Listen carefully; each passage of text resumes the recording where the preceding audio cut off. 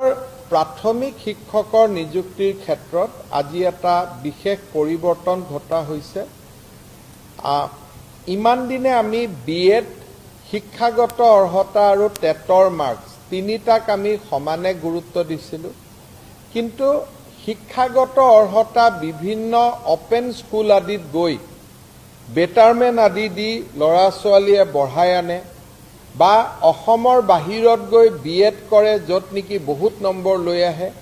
সেইকাৰণে আজি আমি প্ৰাথমিক শিক্ষক শিক্ষয়িত্ৰী নিযুক্তিৰ ক্ষেত্ৰত শিক্ষাগত অৰ্হতা আৰু বিএডৰ মাৰ্কছৰ যিটো ভেলু তাক আমি ৫ আৰু ১০% সীমাবদ্ধ কৰি ৮৫% ভেলু আমি টেটৰ মাৰ্কশ্বিটৰ ওপৰত আমি দিব খুজিছোঁ।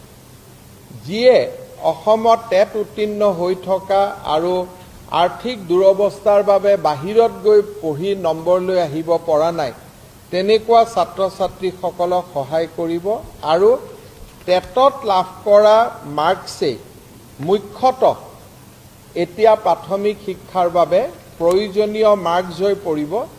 যদিও হায়াৰ ছেকেণ্ডাৰী ডিগ্ৰীৰ এটা মাৰ্কছ এই ক্ষেত্ৰত আহিব, কিন্তু মুখ্যতঃ টেটৰ মাৰ্কশ্বিটখনে শিক্ষক নিযুক্তিৰ মুখ্য বিষয়বস্তু হৈ পৰিব।